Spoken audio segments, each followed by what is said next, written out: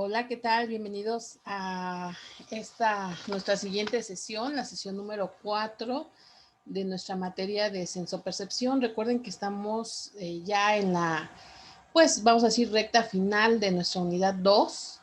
Esta unidad es modalidades de percepción y como ustedes recordarán, la semana pasada pues ya habíamos comenzado a hablar sobre este tema.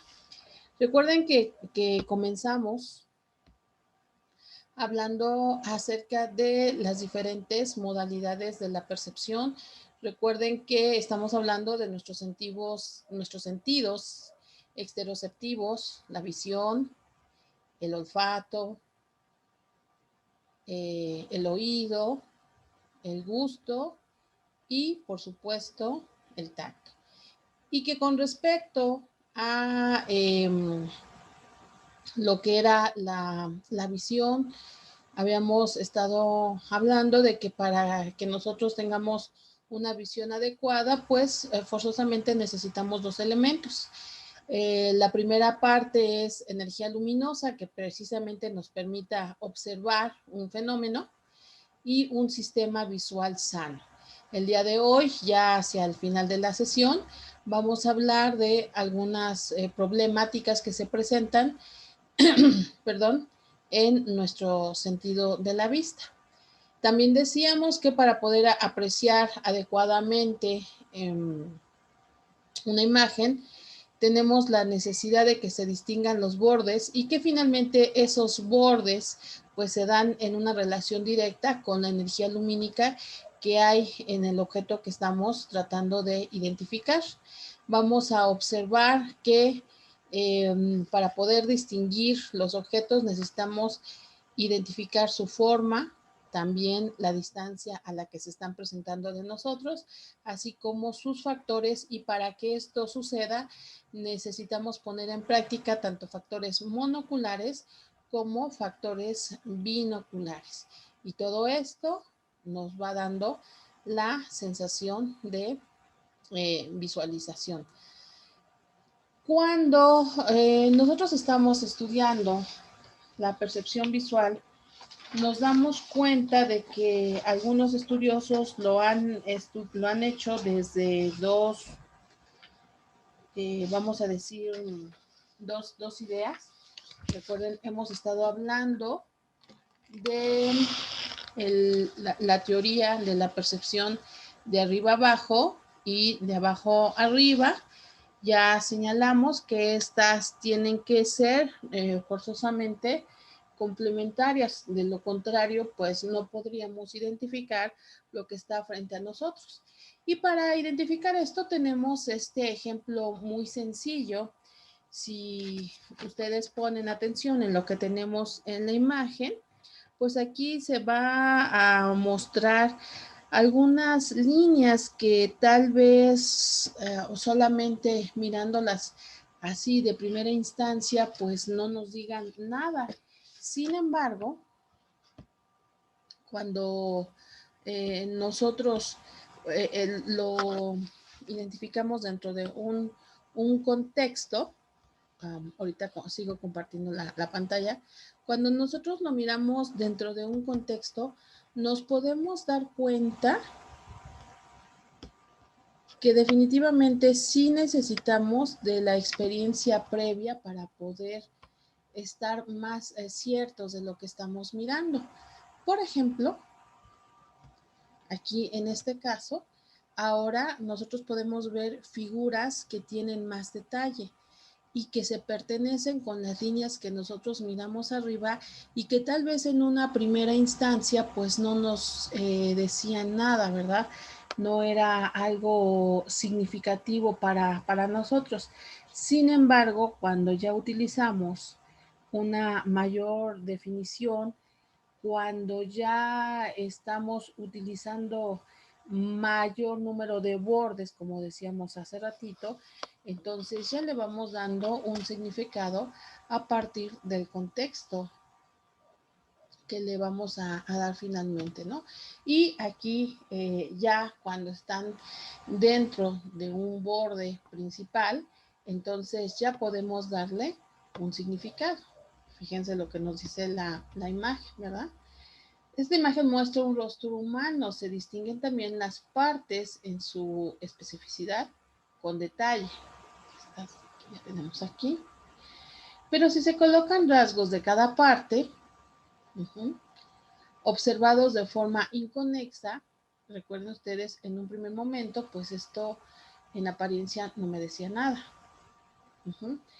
No se sabe qué representan. Esto da la razón tanto a la teoría de arriba a abajo como a la teoría de abajo hacia arriba.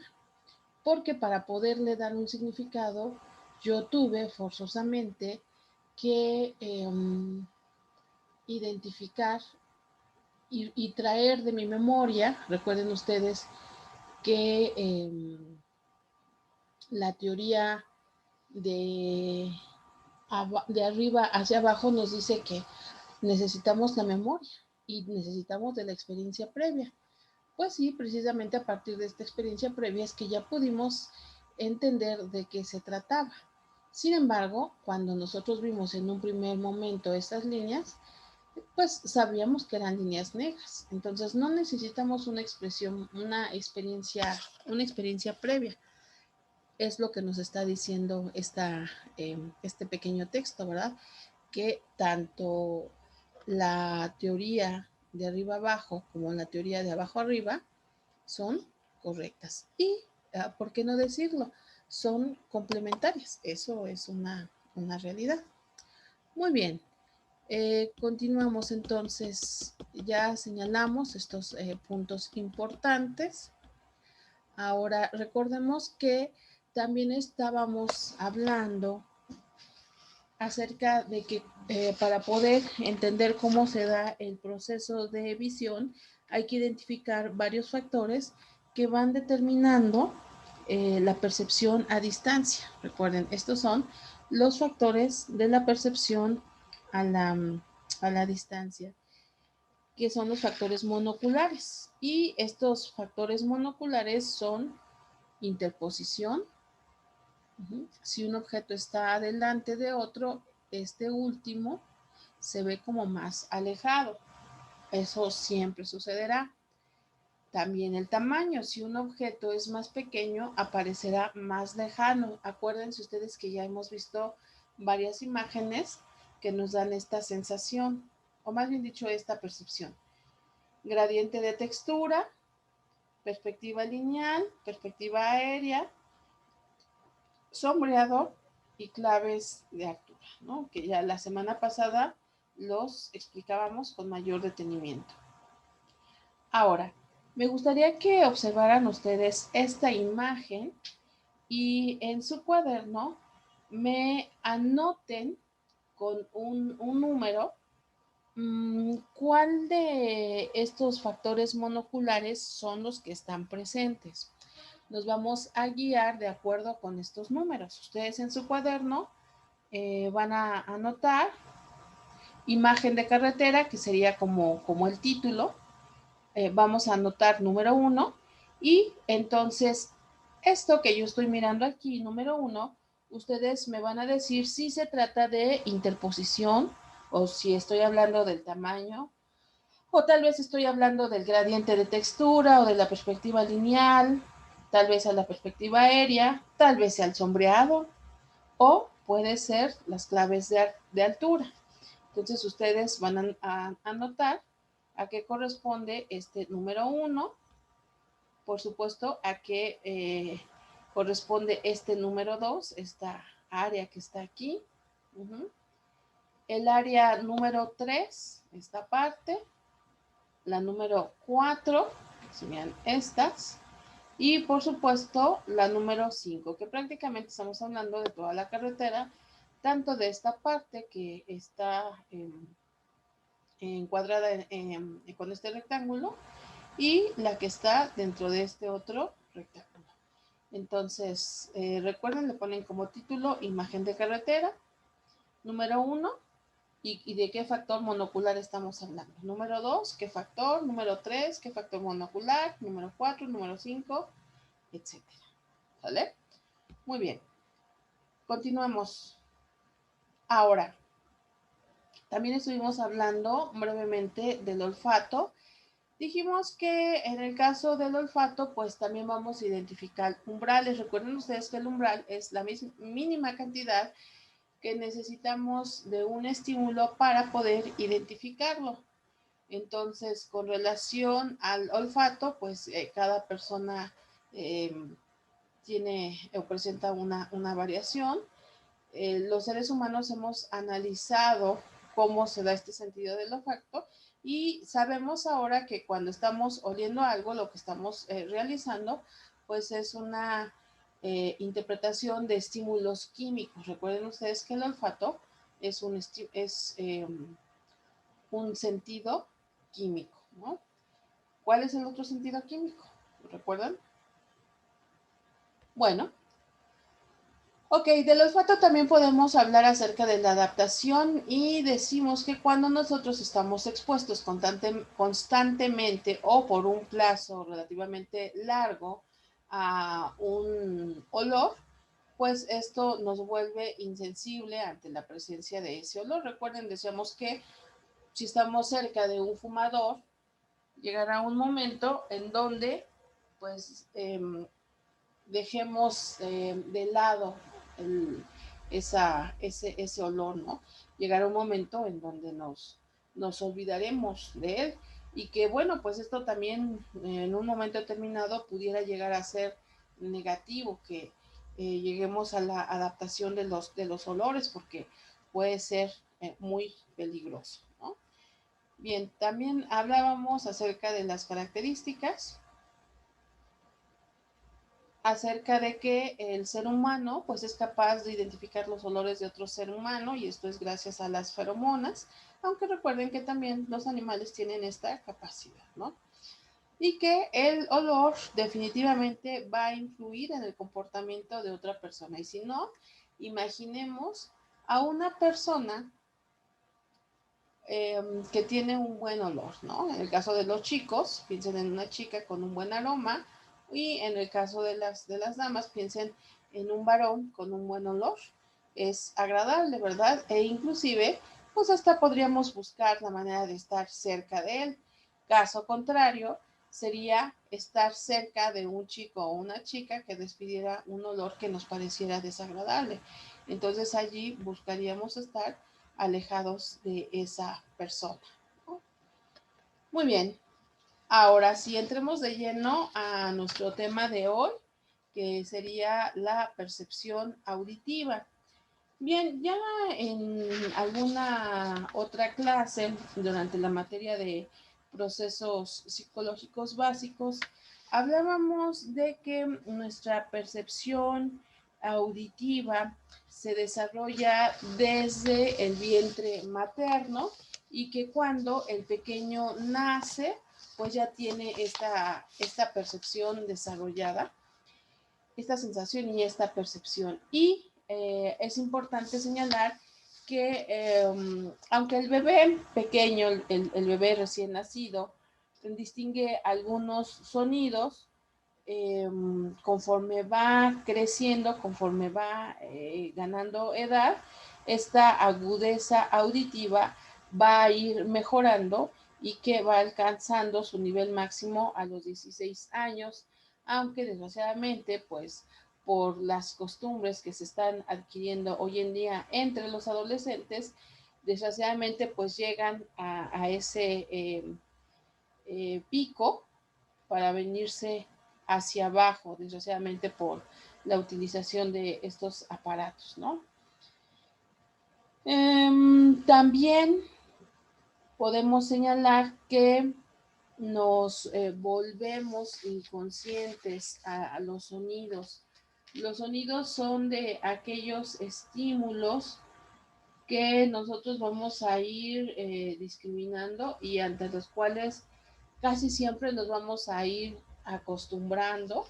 Esto estamos hablando de una adaptación y llegará un momento en donde ya no pongamos atención en los ruidos externos. Y piensen ustedes cuando estamos en una fiesta o cuando estábamos en una fiesta, ¿verdad? Ya hace mucho tiempo que con esta pandemia no vamos a fiestas. Bueno, Cuando íbamos a una fiesta y el sonido estaba excesivamente fuerte, sonando la música, pero alguien a nuestro alrededor quería platicar con nosotros y entonces al ponerle atención a esta persona, pues conscientemente discriminábamos o eliminábamos de nuestra atención ese sonido para ponerle atención precisamente a la persona con la que estábamos, ¿no? Vamos a identificar que hay variaciones sonoras que se captan en el aire y que nuestro cerebro va a ir codificando como sonidos. Y estos sonidos son variables, estos sonidos cambian en relación directa con tres factores importantes: la frecuencia, el tono y el volumen. Yo distingo los diferentes sonidos por estos tres elementos: frecuencia, tono y volumen, ¿no? En cuanto a lo que es la percepción del tono y del volumen, hay que señalar que la altura tonal y el volumen de un sonido nos va a dar cierta experiencia perceptual. Cuando se escucha, por ejemplo, a una persona cantar, nos damos cuenta si está entonada o no está entonada. Y la variación en realidad puede ser muy pequeña. Cuando una persona empieza a sentirse molesta, empieza a sentirse enojada, su volumen de voz empieza a aumentar y nosotros también identificamos ese cambio en el volumen, ¿no? Con respecto a la altura tonal, pues se nos dice que la frecuencia del sonido es la principal causante de que nosotros identifiquemos una altura tonal más arriba, vamos a decirlo así, ¿no? Entonces, la frecuencia del sonido es la que nos va a dar el tono. Y ahí está. También un punto importante para estudiar la percepción del sonido es lo que tiene que ver con lo que se llama localización auditiva. ¿Qué es esto? Bueno, la localización auditiva hace referencia a la posibilidad que tenemos de identificar la dirección de donde vienen precisamente los estímulos auditivos, desde dónde nos están llamando o desde dónde está sonando la campana de la basura, por ejemplo, desde dónde está sonando el carrito de los tamales. Nosotros podemos identificar esa dirección gracias a la posición de nuestros oídos. Bueno, ya sabemos que tenemos uno a la izquierda y otro a la derecha, arriba en la zona alta de nuestra cabeza. Y esto es algo que va a posibilitar el hecho de que estos oídos reciban los estímulos del medio ambiente. Solamente que estos estímulos, estas ondas sonoras, no siempre van a llegar con la misma rapidez. Hay varias situaciones que van a hacer que la llegada de estos sonidos varíe un poco. Entonces, a eso le vamos a llamar diferencia de tiempo interaural. Y nos dice aquí que es la diferencia de tiempo en la que la información auditiva llega a cada uno de los oídos. Y esto tiene que ver con la manera en que tengamos acomodada la cabeza. Vamos a suponer que los sonidos vienen de la izquierda. Si yo tengo mi cabeza ligeramente sesgada, el sonido llegará primeramente del lado izquierdo y luego del lado derecho. Por supuesto que esta variación en el tiempo en que llega la información es mínima. Sin embargo, se ha demostrado, se ha identificado que esa variación, por muy pequeña que es importante a la hora de que nosotros interpretemos precisamente de dónde está llegando ese sonido. A final de cuentas, entonces es algo que nos ayuda, ¿no? Esa diferencia del tiempo interaural. Ahora bien, también vamos a hablar de la diferencia de intensidad interaural. Esa diferencia de intensidad interaural nos dice aquí que es la diferencia del tiempo e intensidad con la que llegan los sonidos. No solamente el sonido llega primero a un oído y con una fracción de segundos después al otro, sino también la intensidad llega de manera más intensa a uno de los oídos que al otro. Y esto también nos va a ayudar a que nosotros identificamos el origen del sonido. Entonces, insisto, los sonidos no solamente llegan en tiempos distintos a nuestros oídos, sino que también a intensidades distintas. ¿Por qué? Bueno, pues básicamente porque la posición en que se encuentra nuestra cabeza hará una especie de efecto de rebote que va a provocar una intensidad menor en un estímulo, en el estímulo de un oído. Bueno, más bien, una intensidad mayor en el estímulo que llega al primer oído y una intensidad menor al estímulo que llega al segundo oído. Es decir, al primero que llega más intenso y llega más rápido. Y al segundo que llega después y con menos intensidad, ¿sí? Espero haber sido clara en este sentido.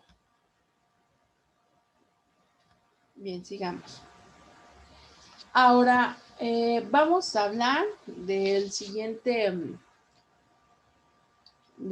sentido, de la siguiente percepción, que es la percepción del sabor.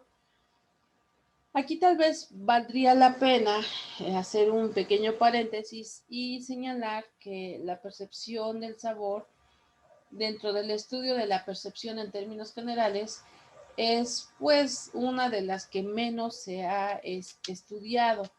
No sabemos mucho acerca de la percepción del sabor, excepto que el bebé ya desde sus primeros días va a responder a diferentes estímulos gustativos.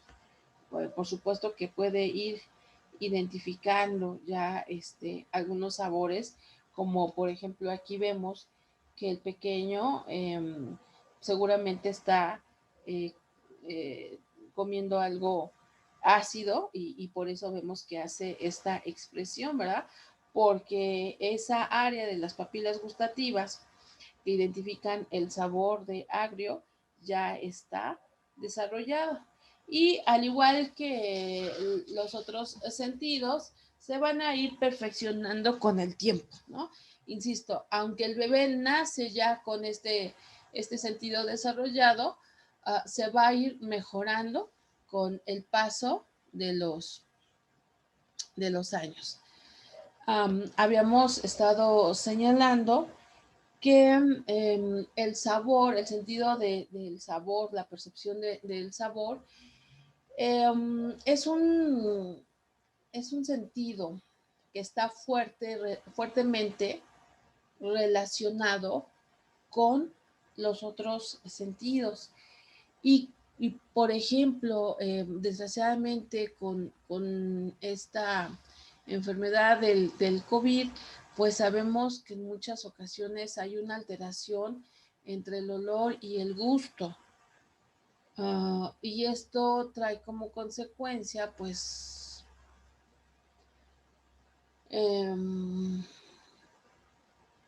deficiencias, ¿no? Deficiencias en la percepción del sabor y del olor.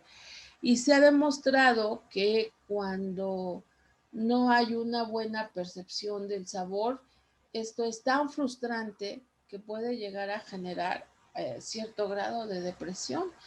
Pues sí, porque finalmente comer es uno de los placeres más grandes que podemos tener los seres humanos. Y entonces comer algo que es insípido y además inoloro, pues es muy frustrante, ¿no? Decía yo hace ratito. Entonces, recordemos, la percepción del sabor se da con ayuda del olfato, pero también con ayuda de la visión. Esto también es un punto muy interesante, ¿no? En algunas ocasiones necesitamos de este segundo sentido de la vista para pues poder interpretar la textura, sobre todo la textura de la comida que estamos ingiriendo, ¿no? Y bueno, pues sí, también el tacto. Y si no, imagínense ustedes, um, ¿qué sucede cuando les tapan los ojos y les dicen, a ver, cómete esto? Como no lo estamos viendo, eso nos causa una gran inseguridad y puede ser hasta molestia o en casos extremos hasta pánico, ¿no? Entonces, ahí lo primero que entra es tratar de olerlo para identificar qué es lo que estamos a punto de comer. Y si no podemos, si no podemos olerlo, entonces buscamos tocarlo. Y también el tacto nos va a ayudar mucho, ¿no? Imagínense ustedes un alimento, nosotros tenemos los ojos tapados y nos van a dar a comer algo. Y a lo mejor, bueno, obviamente al tener los ojos tapados, pues no lo vemos y a lo mejor no percibimos el olor y entonces tratamos de agarrarlo.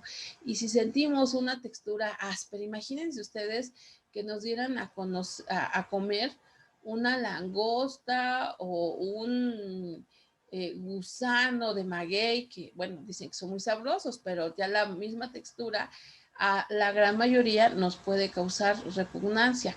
Pero bueno, aquí finalmente el punto importante a resaltar es precisamente cómo entonces estos tres elementos, estas tres otras sensaciones son imperativas para poder tener un gusto al 100%, ¿no? Para poder entender precisamente pues eso que estamos llevándonos a la boca, ¿no?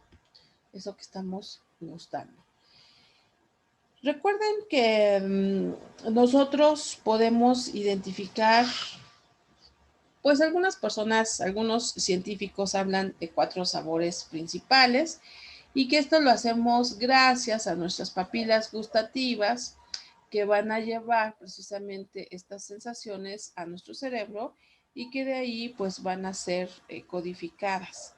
¿Cuáles son estos cuatro sabores? Bueno, los investigadores más ortodoxos pues nos hablan de 4, ¿no?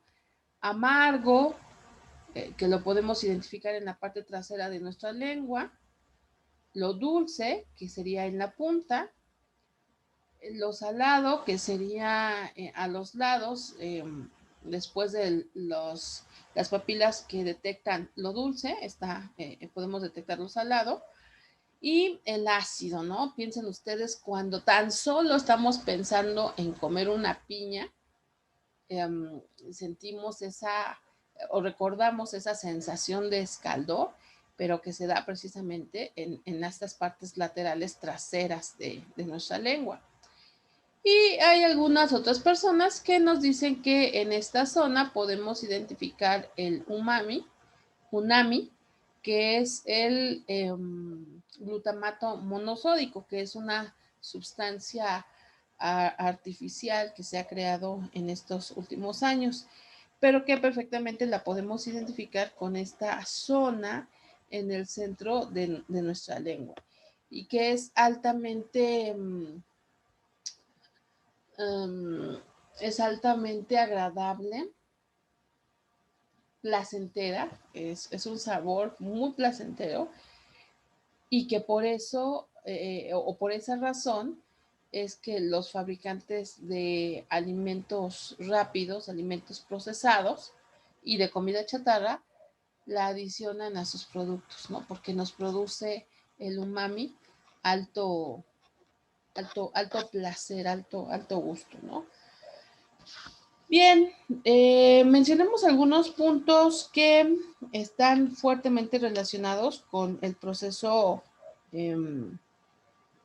olfativo, pero, y bueno, y que por lo tanto también entonces con el proceso gustativo. Recuerden ustedes que no todos los estímulos se perciben de la misma forma, depende también de la cantidad. Los umbrales de percepción de cada estímulo van a variar, pero en general no se necesitan grandes cantidades de sabor para poder percibirlo. Piensen ustedes que prácticamente un granito de sal es suficiente para que identifiquemos qué es sal.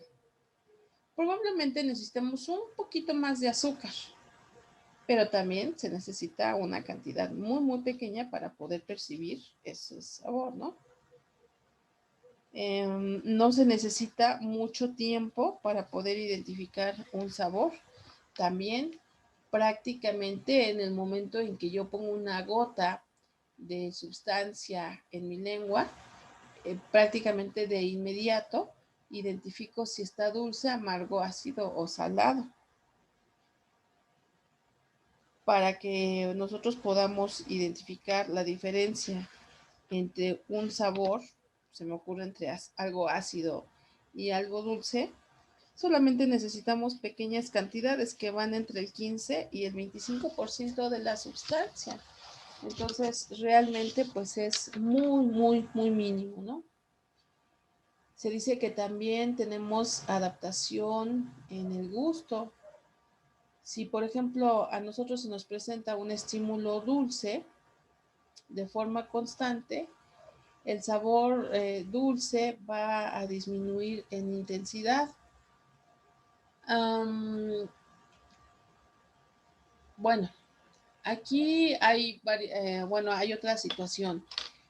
¿Saben ustedes que, por ejemplo, si consumen una sustancia muy dulce y después otra medianamente dulce, sí podemos identificar que la segunda sustancia está menos dulce e inclusive decimos está desabrida, ¿verdad?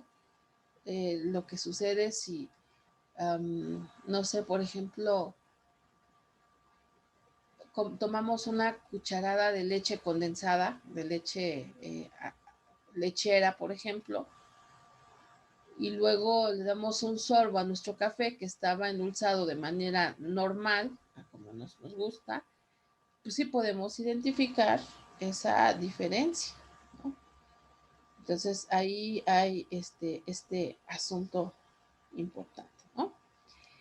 Y bueno, por último, los expertos nos hablan de un fenómeno que se llama potenciación cruzada.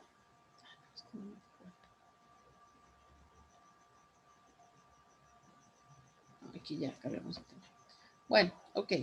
Un aspecto que se llama potenciación cruzada.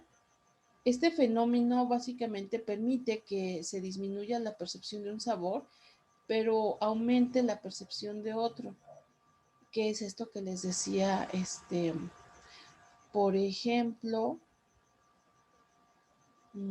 cuando estamos consumiendo algo ácido o algo que no sé, algo que esté echado a perder, por ejemplo, y que esté así entre amargo y ácido. ¿Y qué es lo que buscamos? Bueno, después de deshacernos de esto, buscamos consumir algo agradable, ¿no? Que puede ser algo dulce. Bueno, pues ahí tenemos este fenómeno de potenciación cruzada. Y bueno, se identifica por qué cruzado, ¿verdad? Se está buscando tapar, vamos a decir, un sabor con otro. ¿Sale? Muy bien. Vamos a pasar a nuestro siguiente subtema. Ahora vamos a hablar de la percepción táctil.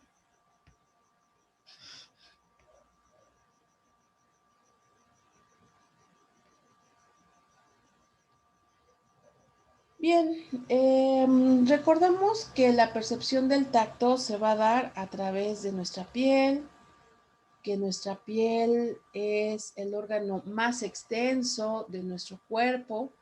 Dependiendo de la persona, puede llegar a, si la estiráramos, la piel va a tomar más o menos una medida aproximada de un adulto de 2 metros cuadrados aproximadamente, por supuesto, un poco más, un poco menos, dependiendo de la complexión de la persona. También ya sabemos que nuestra piel es protectora porque precisamente nos va a proteger del medio ambiente externo. Entonces es algo que nos separa de nuestro medio ambiente interno con respecto al medio ambiente externo. Entonces, por esa situación, pues decimos que es protectora. Nos protege del frío, del calor, bueno, y del calor intenso y del frío intenso, ¿no? Eh, Se dice que podemos tener dos tipos de tacto, ¿no? Uno que ha sido llamado tacto pasivo y tacto activo. Aquí en esta primera imagen tenemos un ejemplo de lo que sería el tacto activo, que hace referencia a cuando nosotros mmm, eh, eh, cuando nosotros decididamente nos acercamos a algún estímulo que toque nuestra piel. En esta fotografía, pues estamos viendo esta mano que está tocando esta vegetación, ¿verdad? Este pasto.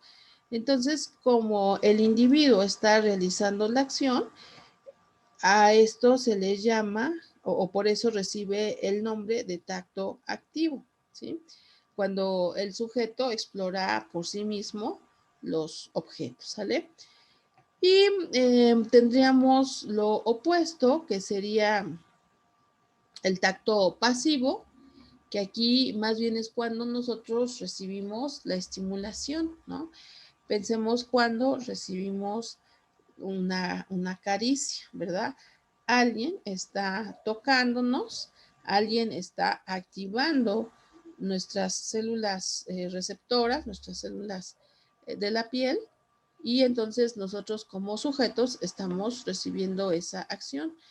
Por eso es que decimos que a esto le vamos a llamar tacto activo. Y tenemos también otro punto importante aquí que señalar, que es el fenómeno de la adaptación. Al igual que con los otros sentidos, en el caso del tacto, eh, nosotros podemos llegar a la adaptación de los objetos que, por ejemplo, estén presionando constantemente nuestra piel. El ejemplo que estamos mirando en la fotografía nos habla de cuando nosotros nos colocamos un objeto que nos aprieta, ¿no? Por ejemplo, vamos a suponer que este reloj le apretara la muñeca al sujeto. Seguramente los primeros momentos le resultaría un tanto molesto, pero en cuanto él empiece a poner su atención a otros estímulos auditivos, visuales, etcétera, estímulos que le lleguen a ser significativamente más importantes, entonces ya no va a poner atención precisamente a esa presión que está sintiendo en la muñeca y se le va a olvidar. Entonces allí en ese momento es cuando estamos llegando a este fenómeno de adaptación. Las fibras bueno, nos hablan de que existen fibras de adaptación lenta, pero también existen fibras de adaptación rápida. En este caso pudiera llegar a ser como una adaptación lenta, ¿no? Muy bien, continuamos.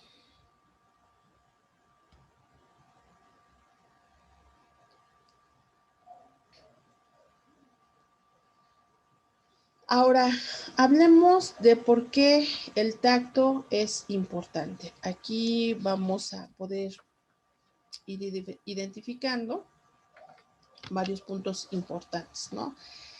El primero de ellos, o la primera razón por la que nosotros podemos decir que el tacto es relevante e importante, pues también ya lo hemos manejado en alguna ocasión y que tiene que ver con la percepción del dolor. Ya sabemos que esta percepción del dolor es sumamente importante en nuestra vida porque nos ayuda a prevenir daños en nuestro organismo. Ya hemos dicho en muchas ocasiones que el dolor tiene un valor funcional de sobrevivencia. ¿Qué pasaría si no sentimos este dolor? Y bueno, ya hemos hablado de que desgraciadamente sujetos que no tienen esta percepción de dolor pueden llegar a perder la vida porque no se protegen. Entonces ahí está la primera importancia de nuestro tacto, ¿no? El, el sentir o el sentido del dolor, la percepción del dolor. Ok. El segundo punto del que podemos hablar de por qué es importante el tacto, pues está íntimamente relacionado y es la tolerancia al dolor, en el sentido de que esta tolerancia al dolor va a variar de persona a persona y que esto puede explicarse por algunas diferencias orgánicas. Sin embargo, alguna vez lo dijimos, también esto es relativamente subjetivo y va a variar de cultura a cultura. Creo que no recuerdo si a ustedes les comenté una película muy impactante que tiene que ver en alguna parte de toda ella, esta película que se llama Un hombre llamado Caballo, que es la historia de un blanco que por algunas circunstancias tiene que integrarse a la cultura de los indios norteamericanos, los llamados pieles rojas, y para que él sea aceptado dentro de esta cultura, pues tiene que realizar una serie de rituales de iniciación, pero pues prácticamente estos rituales están vinculados con la tolerancia al dolor y pues son muy impactantes si lo comparamos con la cultura occidental, ¿no? Con la cultura europea. Bueno, esto es obviamente en Estados Unidos, pero sobreentiende que los norteamericanos pues tienen la herencia de la cultura europea, ¿no? Por muchas razones, ¿no? Por obvias razones, mejor dicho. Entonces, cuando nosotros contrastamos el umbral de dolor que manejan estas etnias norteamericanas, pues es impactante, ¿no? Este es tal vez uno de los ejemplos más claros precisamente de esa tolerancia al dolor. El tercer elemento que vamos a ir identificando es la adaptación. Y vamos a señalar que este fenómeno de adaptación se da únicamente para dolores débiles. Esto es un punto pues muy llamativo, ¿no? Los dolores relativamente débiles van a sufrir una adaptación. Pensemos, por ejemplo, cuando nos cortamos el dedo con una hoja de papel, seguramente todos lo han experimentado, que es un dolor, pues en su momento muy fuerte. Sin embargo, conforme van pasando los minutos y va em, empezando todo el proceso de cicatrización, el dolor pues puede, ya no le vamos a poner atención a ese dolor, ¿no? Vamos entonces a decir que nos estamos adaptando a él, nos estamos adaptando a ese dolor.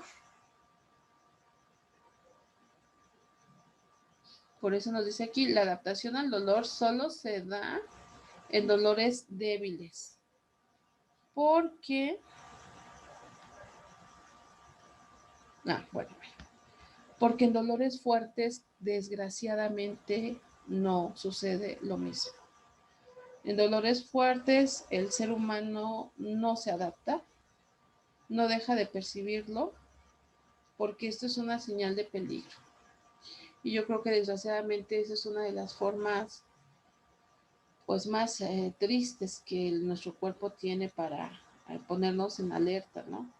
Pensemos desgraciadamente todas las personas que sufren quemaduras fuertes, que el dolor es tan intenso que mejor hay que sedarlos, ¿no? Porque esos dolores intensos no son adaptables, no dejan de percibirse. Entonces es verdaderamente un infierno para las personas que sufren esos dolores, ¿no? Bien, continuemos con esta importancia del tacto. Ahora vamos a hablar de que nuestro cuerpo tiene la posibilidad de llegar a una autorregulación automática. Bueno, pues sí, ¿verdad? Si es autorregulación, pues esa es automática. A los 37 grados centígrados. Recuerden ustedes que más o menos, unas centésimas menos o un poquitito más, pues es aceptable, ¿no? Sin embargo, recuerden que cuando nuestro cuerpo pierde demasiado calor o al contrario, gana demasiado calor, entonces van a entrar procesos de homeostasis, procesos de autorregulación para regresar precisamente a esos 37 grados. ¿Y qué sucede entonces si nuestra temperatura corporal empieza a bajar, ¿no? Pensemos en todas aquellas personas que desgraciadamente en invierno llegan a caer a algún lago, algún río, al mar, que está casi en estado de congelación, pues las personas, si no son sacadas inmediatamente y ayudadas a calentarse, pues sufren hipotermia y dependiendo de esto, pues inclusive pueden llegar a la muerte. Pero bueno, cuando no es tan extremo, por ejemplo, piensen ustedes que no nos prevenimos, salimos de la casa y no llevábamos paraguas. Por desgracia la lluvia nos agarra, nos mojamos y entonces empieza a hacer aire, pues nuestro cuerpo se va a empezar a, a enfriar. Nuestra temperatura puede bajar a menos de 36, menos de 37 grados, 36 grados o inclusive tal vez un poco menos. ¿Cuál es la respuesta de nuestro cuerpo? Pues comenzar a temblar, ¿no? Cuando nuestra temperatura baja, nuestro cuerpo comienza a temblar, comienza a tiritar. Esto es porque nuestro cuerpo busca quemar calorías para calentarse. No sé si ustedes sabían esto. Cuando empezamos a temblar, cuando empezamos a tiritar, lo que nuestros músculos están haciendo es quemar energía para calentarse y recuperar la temperatura adecuada. Y el proceso opuesto, lo contrario, cuando ganamos demasiada temperatura, entonces empezamos a sudar. Recuerden ustedes que cuando sudamos y el aire, el viento toca nuestro cuerpo, esto ayuda a que nuestro cuerpo empiece a enfriarse y nuevamente llegue a la temperatura adecuada. ¿Sale? Ok, importancia del tacto. Otro punto importante del tacto tiene que ver con la percepción táctil, la cual va a interactuar con nuestros sentidos sinestésicos y con nuestro sentido vestibular para determinar el movimiento, también para determinar la aceleración y la orientación de los objetos que están cerca de nosotros o de nuestro mismo de nosotros mismos. Entonces, el tacto nos ayuda a determinar, recuerden, los sentidos sinestésicos y vestibulares, ¿no? Y para ir cerrando entonces ya este tema, tenemos aquí, dice, se cree que la información táctil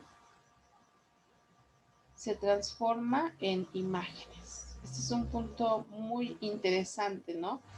Algunos estudios que todavía necesitan ser comprobados llegan a la resolución de que nosotros guardamos información táctil y luego esto lo podemos ver. Y hasta cierto sentido, así es. Imagínense otra vez que les vendan los ojos y les llevan la mano para que toquen. Se me ocurre, por ejemplo, una de estas alfombras de pasto sintético. Entonces nosotros tenemos los ojos cerrados, pero podemos ir imaginando a través del tacto lo que estamos tocando, ¿sí o no? O cualquier otro objeto, ¿no? Si les tapan los ojos y les llevan la mano a una hoja de papel, ustedes están imaginando precisamente esa hoja de papel. Y dentro de esa imagen, bueno, están imaginando precisamente con imágenes, ¿verdad? Que se están formando en su cerebro, aunque ustedes no lo estén viendo. Entonces, precisamente por eso se habla de esto, ¿no? De que la información táctil se puede transformar en imágenes. Bien, pues entonces vamos a dejar este tema aquí. Vamos a dar por finalizada esta primera parte de la sesión del día de hoy. Y les voy a pedir que vean el siguiente video que habla sobre las alteraciones en la percepción. Muchas gracias. Seguimos en contacto.